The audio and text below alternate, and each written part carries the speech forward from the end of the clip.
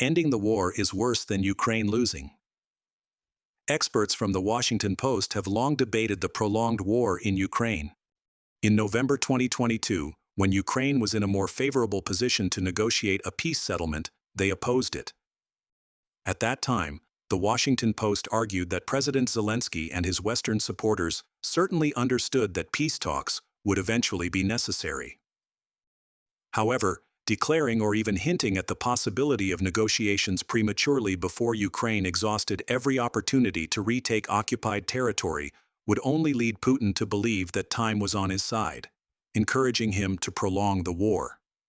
Since then, Kyiv, influenced by Western elites, has rejected negotiations and seized every opportunity with Western support to reclaim the occupied territories. Unfortunately, Kyiv has failed. Russia always believes that time is on its side. Now Western commentators admit that their proxy war against Russia in Ukraine has failed, but they still insist that it is unacceptable to officially sanction a ceasefire or peace agreement. The Washington Post recently wrote, "Ukraine risks losing the war. A Trump-imposed bad deal would be worse." They imply that a solution dividing Ukraine under Putin's demands would undermine America's credibility. On January 9, Bloomberg quoted U.S. Secretary of Defense Lloyd Austin, who stated that Russia plays a decisive role in this conflict and holds all the key advantages. Despite this, he noted that Russia has yet to achieve complete dominance. In other words, Austin has indirectly acknowledged that Russia is winning in this NATO proxy war in Ukraine. And since Russia is the dominant power in this conflict, any peace talks would inevitably involve accepting the conditions set by Russian President Vladimir Putin. This agreement would certainly not be ideal for the U.S. government, which is heavily influenced by powerful elites. But why would it be worse for Ukraine than losing the war? The Washington Post explains, a pullback now would convey that the United States and its allies lack staying power, and their promises come time-stamped as valid only until the next election date. How might China take such a message as its autocratic president Xi Jinping contemplates whether to make a military move to try to seize the self-governing democratic island of Taiwan? Interestingly, the Washington Post has finally recognized that Ukraine's situation is unsustainable, with losses occurring at a pace far beyond their ability to sustain and continue fighting. The West knows that Ukraine's cause is all but lost, but they still refuse to acknowledge the consequences. They argue that any peace deal for Ukraine would be disastrous. In reality, both the US and European governments, manipulated by elites, are losing. Desperate and angry at any peace proposals from Trump, they consider any solution to end the war as catastrophic. Trump himself seems to be gradually adapting to the reality that Russia is in control and has no reason to negotiate with him shortly. But the Western elites are desperate because the war is slowly coming to an end. The Atlantic on January 7 began a piece with a grim prediction about Ukraine's collapse within the next 12 months. Vice President-elect J.D. Vance once said that he doesn't care what happens to Ukraine. We will soon find out whether the American people share his indifference, because if there is not a large new infusion of aid from the United States, Ukraine will likely lose the war within the next 12 to 18 months. Ukraine will not lose in a nice negotiated way, with vital territories sacrificed, but an independent Ukraine kept alive, sovereign, and protected by Western security guarantees. It faces instead a complete defeat, a loss of sovereignty, and full Russian control.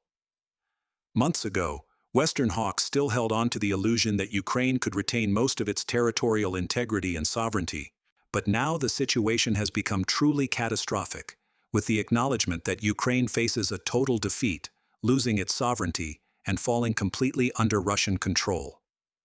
Thus, the game is over, and the elites behind Kyiv know this. Ukraine faces the imminent threat of a catastrophic collapse, not only losing Donbass, but also the entire mineral-rich region controlled by the BlackRock conglomerate. What will Ukraine's future be like after Russia's victory? No one can predict exactly what Ukraine's future will be, but the post-conflict process will mark the beginning of a stable and secure future for both Russia and Ukraine. There is an eternal rule in war: think about peace. As the conflict in Ukraine nears its inevitable conclusion with Russia's victory, The key question is, what will Ukraine's future look like? Answering this question is crucial not only for Ukraine's future, but also for Russia's security. Of course, the territory Ukraine had in 1991 no longer exists. Crimea and Donbass have already been annexed by Russia through referendums. It is highly likely that if the war continues, Kyiv will lose even more territory, possibly Odessa, Mykolaiv, Kharkiv, or Dnepropetrovsk. Culturally, historically, and civilizationally, Ukraine and Russia share a common Slavic heritage. Therefore, this conflict can be viewed as a fratricidal war.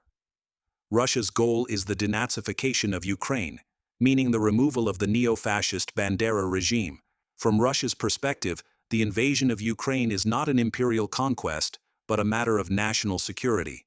There are several potential scenarios proposed for Ukraine in the post-conflict period. Firstly, full integration with Russia. One scenario is that Ukraine could fully integrate into Russia. However, controlling such a vast territory and helping Ukrainian regions integrate fully into Russia, as well as investing in reconstruction, would be an enormous burden for Russia. Secondly, pro-Western Ukraine. The worst-case scenario would be a bitterly defeated Ukraine that loses territory, fosters a deep desire for revenge, and becomes a fiercely anti-Russian state controlled by the West. The sole aim of Kyiv in this scenario would be to provoke and attack Russia when the opportunity arises. Third, failed state. Another possibility is a fragmented Ukraine, abandoned by the West and dependent on Russia. It could descend into chaos, ruled by criminal gangs and militias. Russia might try to manipulate these forces, but Western intervention would likely continue. This scenario of instability is undesirable. Fourth, partitioned Ukraine. The most realistic and advantageous outcome could be a divided Ukraine. Anti-Russian forces might be pushed into the western regions, protected by NATO, and the country could be split into a western-leaning Ukraine, controlled by NATO members such as Poland, Hungary, and Romania. The remaining eastern parts of Ukraine would become a buffer zone with Russia, akin to a new Cold War scenario. Finally, Ukraine becomes smaller but stable. The best scenario for the Ukrainian people is that Ukraine becomes smaller but stable, and has economic integration with both Russia and Europe while maintaining political neutrality.